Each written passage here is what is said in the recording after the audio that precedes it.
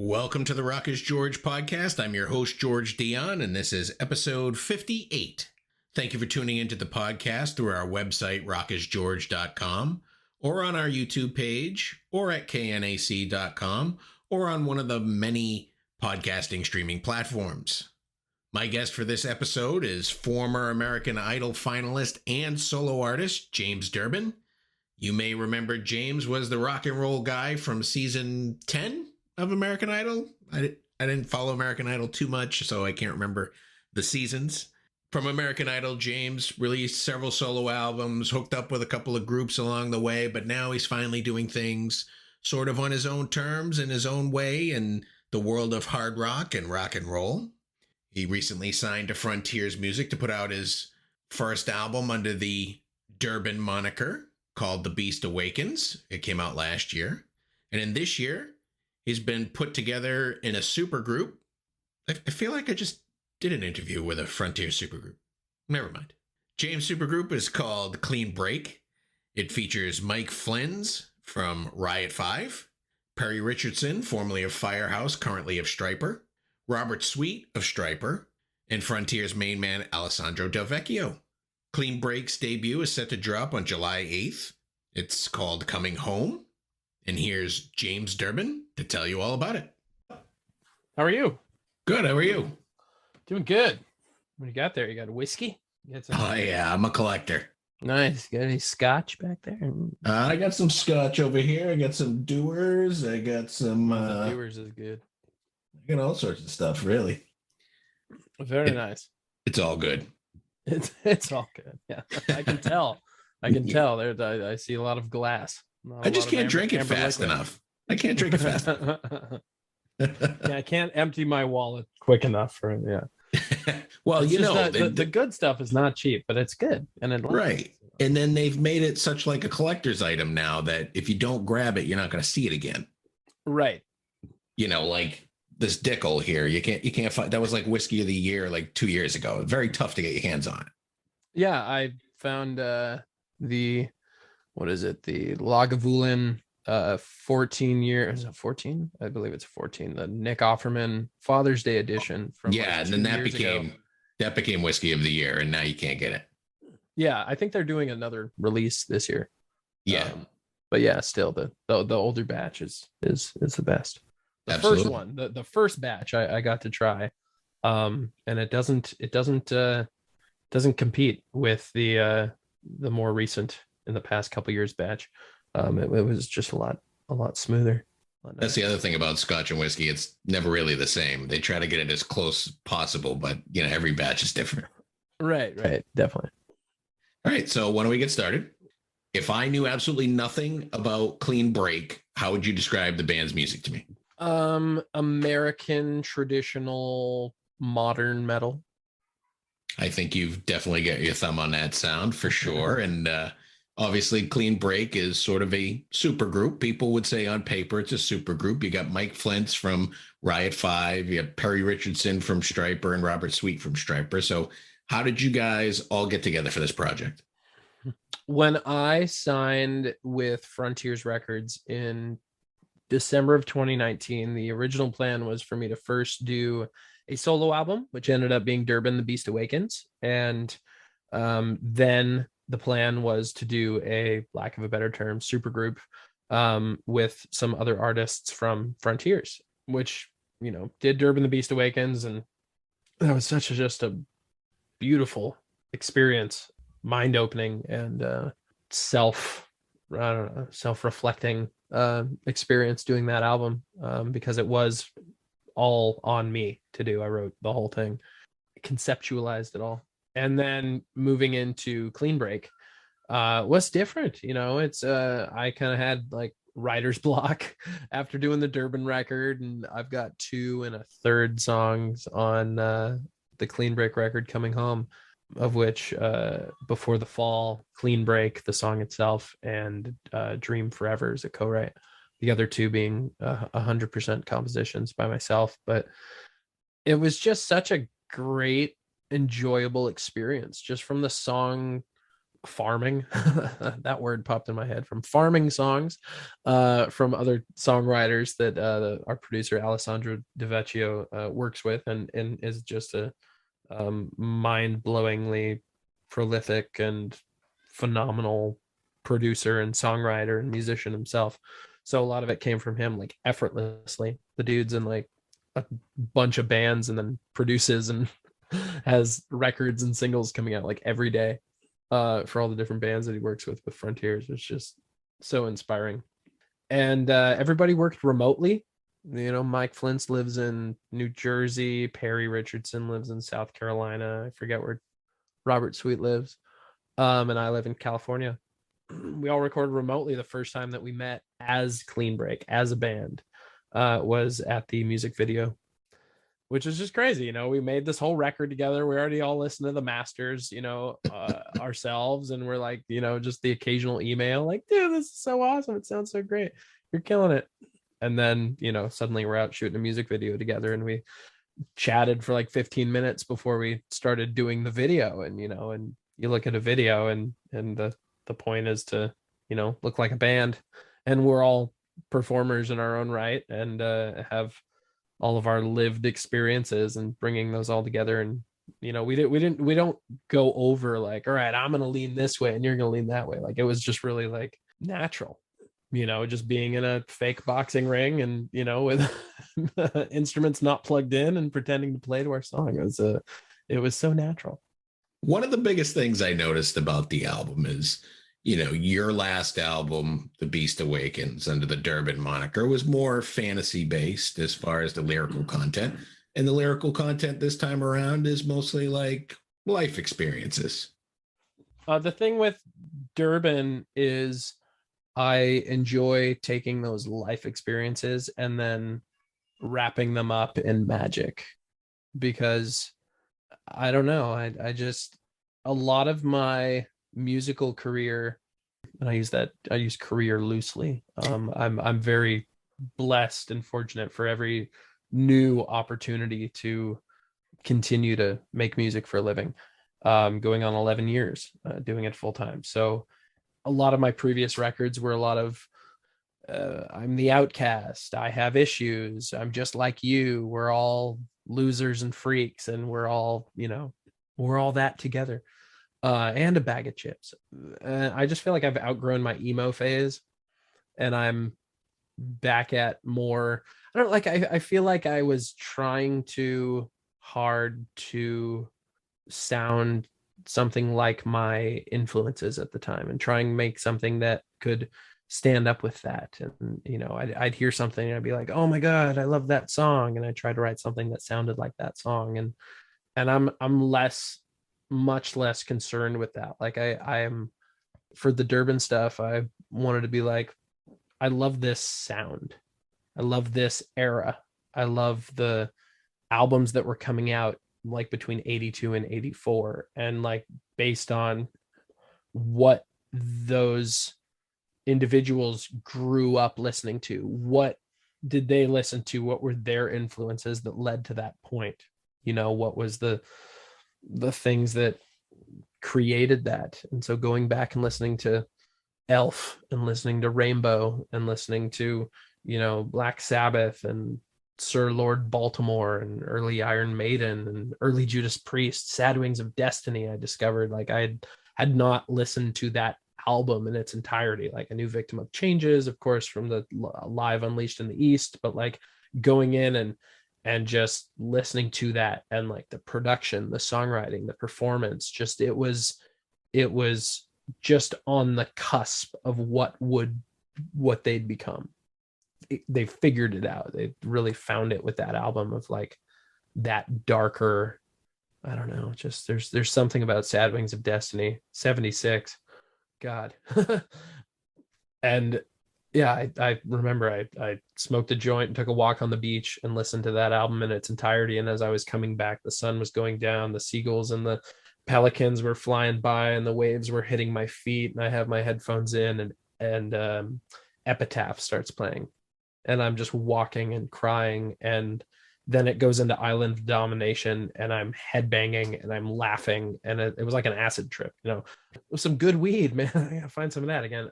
But things like that inspired me to like want to create a listening experience, and to create a listening experience that can live in that era. And that's what I ended up with Durban the Beast Awakens. I feel like I'm very happy. I'm not proud. Pride is a dangerous thing, but I'm very happy for that all that happened. And then to be able to do this and do Cleanbreak and have the experience of, I had writer's block coming out of pretty soon after Durban, Durban 1, as we'll call it. And that I didn't really have as much like mental juice. What the hell is that? Mental juice, creativity to, songwrite for this. And luckily Alessandro Del Vecchio has, a team of great songwriters that, at his disposal, and, fortunate for us. And we just ended up with this great collection of songs that, I don't know if these songwriters know each other or listen to the songs that each other wrote and we're trying to one up each other, or if it was, just happened to be collectively everybody is on the same mental, spiritual plane, and just, delivering in that same vein. But it happened, and it's, here we are. It's pretty cool.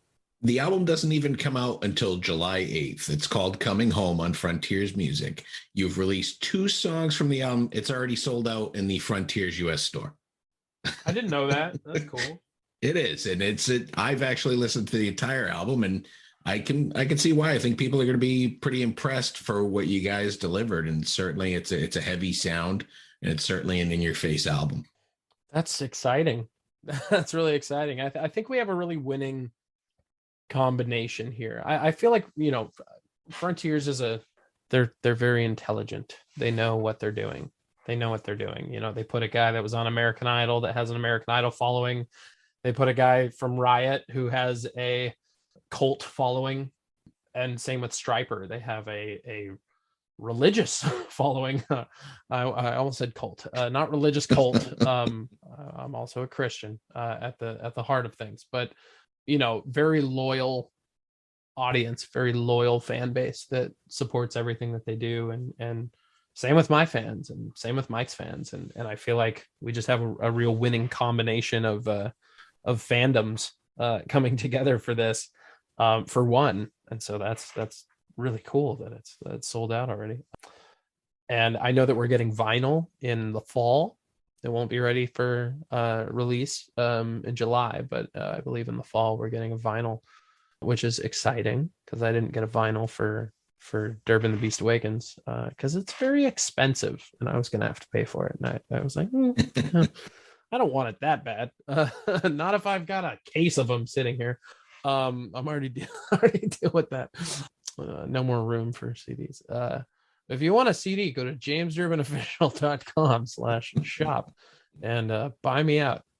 I'm just really stoked for this group, and the record just sounds great. And I just had such a blast, finally listening to the masters of the record. And I don't know if there's a version, the alternate bonus track for the Japanese release is a acoustic, quote unquote acoustic version of Coming Home. Did you hear that? Was that included? I didn't get that one. No. See, that's like my favorite track on the whole album is that version of Coming Home, because it's my vocal from the full band mix, but it's that and Alessandro playing piano, one vocal, one piano, and it's just beautiful. There's so much space. Talk about crying listening to it. I cried listening to it a few times in a row, and just felt like, oh my gosh, this is like, that's me. I sound like that. Whoa, where did time go? Like, I don't know. I get reminded often of like growth and wisdom and learning and how far I've gone. What I thought about the name Cleanbreak, to me, and I might be overthinking it, is that you're coming out and saying, forget what you know about James Durbin. This is me now. Kind of. That's yeah. It's more in line with the Durban record, with the Beast Awakens. That, you know, the title there, and it's just it is a continuation of that. It is a, you know, let's just kind of like, let's break that off and let that be, you know, and this is a new chapter, and it's cool. I mean, my intention in writing the song Cleanbreak was not that would end up becoming the band name. You know, I wasn't sure what the band would be called, and it was kind of collectively decided that it would be Cleanbreak, which is pretty cool. It's pretty cool in that, you know, to write something that's personal and meaningful, and put it in a angry heavy metal kind of like street metal song. It's pretty cool. And then your band gets named after that, and it's with guys you grew up listening to, and it's pretty sweet. That's good. Are you gonna make plans to play a show or two, maybe on like a rock cruise or something? I know you couldn't do a full tour with everybody being busy. I'd love to. I certainly hope so. You know, Frontiers has so many incredible, again, lack of a better word, super groups. The three that are, you know, releasing stuff right now is Cleanbreak, us, and Skills, with Rena and Zonta on vocals, and Iconic with Nathan James on vocals, and Michael Sweet also partially on vocals, and Tommy Aldridge, and Joel Hoekstra and Marco Mendoza, and like just stacked. I would love to do a show with all those guys, and then you bring in Black Swan, and you bring in Crown, and we'll throw Bjorn in there for something, you know, just to get him there. But I think that it'd just be such a rad experience. You know, do like a Milan one, you do a New York one, you do a LA one, you know, and you do like a UK one, and then we go down to like Brazil, you know. That'd be awesome. I think I think he's Brazilian, and then yeah, Nathan's from, you know, the UK, and then all the Italians. Yeah, I think it'd be awesome. You know, well, you're going to have a tour date with Durban for the first time this summer, right? Yes, it's that. Oh gosh, there was this great meme that was like, we're going on tour, but we're playing, you know, 4 shows in our hometown, you know, 3 weeks apart. Yeah, I'm playing in San Francisco, which it's not my hometown. It's about an hour and a half away. San Francisco, Bottom of the Hill is the venue on August 26th. It's a Friday, 21 and up. Finally, the Durban Beast will awaken live for the very first time, which I'm very, very excited about. We're starting to get all the guys involved, and all those pieces worked out. So it's definitely on. It's we'll be in the direct support slot with Nerd Halen opening, and which is fronted by comedian actor Hal Sparks. They're a bunch of nerds that play Van Halen really well, and then Durban, and then headlining will be fellow Frontiers band label mates Enough's Enough. It'll be a journey it'll be a musical journey for your ears. You'll get absolutely Van Halen, you'll get a little, you know, a little earlier kind of a metal vibe with Durban, and then you'll get like a post hair metal with hair metal / 60s hippiness. Yeah, it's definitely going to be an eclectic night. Yeah. You also appear on Access TV's Top 10 Revealed. You've been on a few episodes. Been on a few seasons. Yeah, I've just got invited back for my 3rd or 4th season with them, and tonight, Tuesday, June 14th, is their 100th episode. I'm also on. Pretty stoked. How'd you get that gig? They called me, or they emailed me. They didn't have my number, but they emailed me. And yeah, they were just interested and hit me up. It was pretty cool. It's really cool. Like I'm a firm believer in putting positive energy out into the universe and manifesting, you know, awesomeness. And it's just another one of those things that I was like, I'd like to do more TV stuff and like hosting or like panelist sort of thing. And that popped up. That literally just fell in my emails. Yeah, same with the Durban gig. I was like, literally like a week ago, I was like, I really want to play a Durban show for the first time. And then literally a week later, boom, email in my inbox. Hey, we want to pay you to play Durban. I'm like, oh my God, this is perfect. Now, I had interviewed you last year for the Beast Awakens for another publication, and I went back and listened to the interview, and I was like, well, he's a sci-fi fan and he's a wrestling fan, so maybe I'll touch upon that. And it's funny that you have a poster in the background that's sci-fi, and you're wearing I've got Yoda, and you're wearing a wrestling shirt, so that's even funnier. Well, boom, there it is. So, who's your favorite wrestler in AEW besides Jericho? Because I know you're friends. Okay. Oh my God, it's so stacked. Pac is incredible.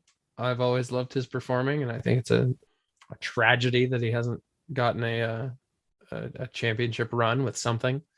He's small. That's the problem. He's a small guy. He's a tough guy, but he's a small guy.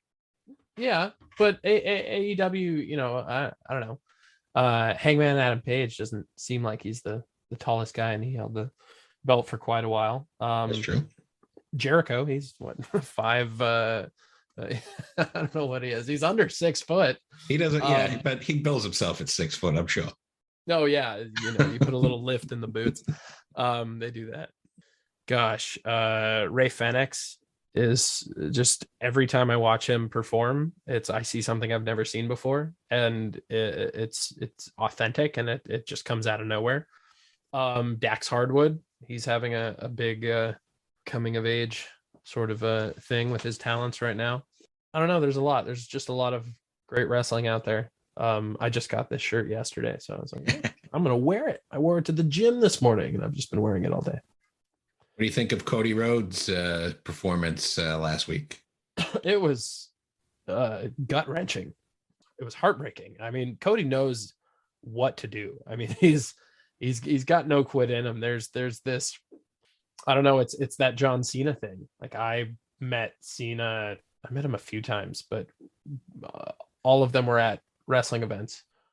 One time in Oakland, and he gave me his shirt the same night that Miz gave me his shirt, and they threw me the shirts, which was cool, which I still have. And CM Punk was the champion and let me hold the belt. That was cool. And then he gave me his phone number, which I think he then changed. Sorry, Phil.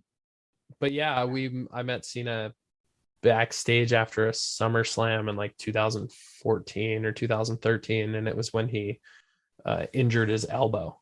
And it was like, I looked at the picture later, and his arm is all swollen, like he'd taken pictures with all sorts of people just trying to get to his bus, you know. And then I was like, oh, hey John, how are you? You know, and you know, just, he stopped, very gracious, very kind, and very like, he knows what he does this for. He knows the reason why he's able to do this is because people support him.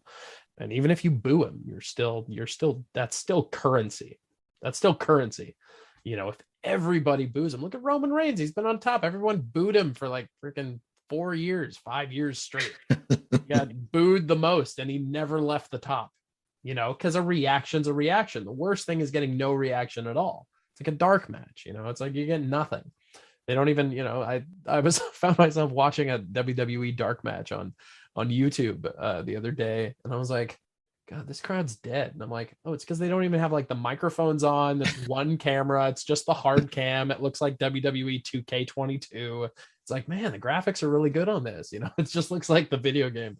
But yeah, I was like, it's just all about getting a reaction. A reaction is, you know, the best thing. It's no reaction that you want to worry about. But yeah, AEW is, I kind of look at AEW as like the underdog, and I followed WWE for just the longest time, and I don't enjoy it. It just feels a little too polished and a little too produced. Like when I started watching in the mid 2000s, it was just a little bit more pun intended, edgy. Raw. It was raw. Yeah. It was, and not so much even just the edginess of it, but just like, you didn't, I don't know, there was like, it was unexpected. There could be a tag team ladder match for the titles on Raw. I went to a super show, like a super card, they filmed both Raw and SmackDown for like my 16th birthday. And there was a surprise cage match like a surprise cage match between Kane and like Gene Snitsky. And like, and it's, you don't get a surprise cage match. You know, they're going to let you know they're going to do a cage match. There's no nothing. They just let surprise, there's a cage. Oh my God, there's a cage. I enjoy wrestling. I enjoy a good product, and I've just been enjoying AEW more than WWE lately. It's good escapism, much like music is good escapism, to get away from I think wrestling's the one thing that hasn't been polluted by politics at this point, and you can escape right. And watch a compelling story. And the same with music, is that you can get away from what the crap that's going on around you.